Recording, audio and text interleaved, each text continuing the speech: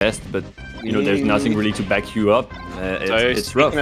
Doing in your best, these two players have to put in their best right now, especially Rikzz. Definitely needs to get 1 point on the board, but Pipsqueak in the blue, if I'm not mistaken. Yeah. So we got Pipsqueak in the blue, and he's the one who's got the first big combo here. Yeah, we saw insane smash DI from Rikzz trying to get away from that combo, but now he's gonna be able, Pips is gonna be able to follow it up with that tech chase up smash. And he's gonna run around. You know how Pipsqueak is. He's gonna try to keep that lead as long as possible. He's learned very well from Armada.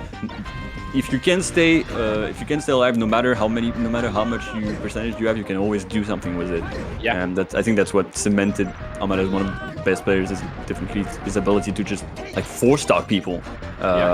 This is how proficient and how resilient he was. I would say there's even more common with Armada is like really competitive first stock. Maybe even Armada loses first stock or like just takes it, but it's 100%, and then 3 stocks. You know, because like you can start and you can play, then Armada will adapt. Armada will play defensively. We see a similar style from Triff as well, and you know, maybe we see Pipsqueak emulating that. Not quite the same element with you know, Fox against Peach and just the 2 players play style, but definitely someone who's going to make use of all of his percent. Just do as much damage as he can. I wouldn't say you got to go a long way to be as defensive as Triff, definitely. Yeah. But it's understandable with, you know, Peach. But yeah, with Fox you can be a bit more in your face. But you know, Pipsqueak like to keep his advantage right now. He's got a great take chase going, a bit of a flub on the platform there. Rikzz gonna be able to capitalize off of that. Nope. Yes, looking a bit. Forward smash though. He's gonna be able to get it. Should be back here again. There you go. So Rikzz ties up the stocks. Big percent deficit, however. Yeah, Rikzz finds 120%. Stuck in it. Yeah. Squeak knocked down. Rikzz, can he do the damage? Oh, gets the tech chase. Thanks to the grab, re-grab. Oh, Rikzz doing damage still. Oh, gets the double jump above Pip. Oh, Pip gets inside though. That was critical. If he was off stage, that would have been death. Yeah, extremely good DI and smash DI from Pipsqueak being showed there. Really great recognition of the situation. Rikzz really doing his best to like make that first game as close as possible. He knows, you know, Pipsqueak is usually the favorite, so he's got to show him like, you know, what he has and what he can do, so that you know, he doesn't get too comfortable. And we saw what he was able to do against Prof, and you know, I think Rikzz honestly today playing very, very well. Yeah. Yeah, I would agree. Like, obviously a little bit down here against Pipsqueak, but you know, Pipsqueak is really in the top echelon of players, right? Like after Triff and Leffen, like he's in that group, which is, you know, a little bit of a mark above Rikzz, I would say. Yeah. So well, the thing is, you've got like Leffen in his own category, and then you've got like Triff and like, you know, people like that, and then you know, you've got Pipsqueak. Although, you know, I know Leffen's been a bit, you know, we'll talk about that later. Right now we've got a last stock situation. It gets the grab, doesn't get the up air. It finds a double jab and holds down. Since, I don't know who invented that, I feel like SSBM probably popularized it, the crouch tech chase, and since then I see all Foxes doing it and just getting those kills without smash on the last stock. So many times I see that situation and it just pays off dividends. Yeah, very it's you know, it's a shame to not have SSBM today. You know, I think he was supposed to be here, but you know, he has other things to do. I think he's a teacher, and he also has to, you know, smash is not what he's prioritizing right now. But yeah, SSBM definitely invented a lot, and he likes to be you know, to be credited for it, which is understandable. But right now, Rikzz is like, I don't care about that, you know, crouch or whatever you're talking about. I have a shine, I can use it off stage. And I know how good it is right now. Pip is trying to answer back. Ooh, great recognition of the recovery patterns. He's waiting just outside of the platform so that he knows he's not going to get, you know, jumped on. Yeah. Oh, and again, he's really practiced those dash back out of crouch, because it's kind of weird on box, on you know, a headbox style controller.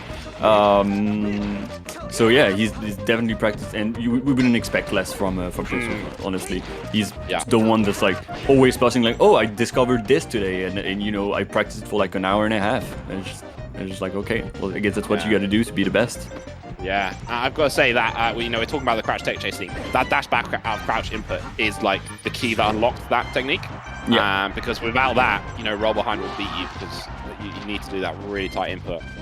So there is still a little bit of an execution test there. Like if you know someone's going to do it, you can roll behind and like really put them to the limit, like saying, "Are you going to get this right?" But still, it's just incredibly powerful option nonetheless. Yeah, Melee 2021 is definitely one hell of a game. So technical, so deep, and it's still evolving. There's no sign of stopping at this point. We've seen people say, "Ooh, but Pipsqueak right now trying to put a stop to Rikzz." To Rikzz game right now. He's trying to go up 2-0, and for the moment it's looking pretty good. Although Rikzz got a grab on the platform, no conversion though.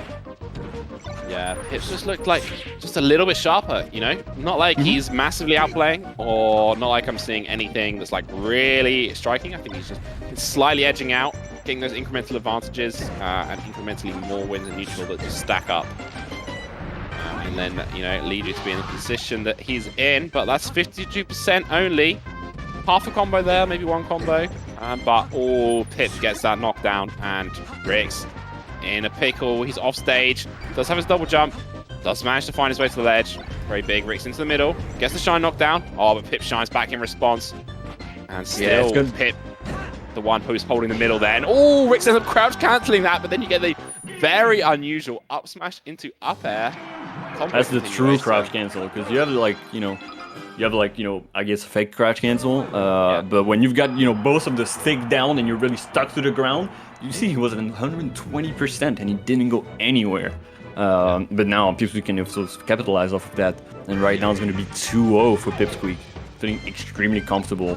Although he was brought down to the last stock, it felt like it didn't matter much to him. Yeah. So yeah, I mean, he looks kind of unfazed. Rikzz still got his real killer game face on. So I don't, from what I've seen of Rikzz online, I don't see him as someone who's like gonna give up, or get too frustrated himself. I'm sure he has a mental game just like anyone else, but I don't see him as like an overly emotional player. So I think he's absolutely gonna just come in swinging, even though it's on this game 3 and he's down. Yeah, definitely. And right now he's showing us that he can definitely do it. He's someone who plays like a lot of like competitive games, I don't know, like Trackmania and stuff like that. So you gotta have really good mental to be able to play those games and like be good at them, because it's so fast. So any kind of error, any kind of slight movement is gonna possibly net you a loss, and you gotta be able to take those losses. I'm sure he can do it. Although right now it's gonna be an edge hog for Pipsqueak, who is looking closer and closer to 3-0, the German Fox. Yeah, Rikzz did manage to open up that first stock and get the lead very briefly, but Pipsqueak only took 6% before answering back. So, when you get the first stock, like, that's one thing, but you need to then win a neutral interaction before dying, and that's how you get that extra credit, and that's how you start to extend your lead in Super Smash Bros. Melee. There's nice tech. That's pretty good. Pretty good. Playing about 15 years, so sometimes you just kind of look, take a breather and kind of look from a wider angle, and you're like, yeah, this game is pretty good. Yeah, turns out. But right now, Pipsqueak, Pipsqueak is loving the game. He's up 2-0. He was having laughed.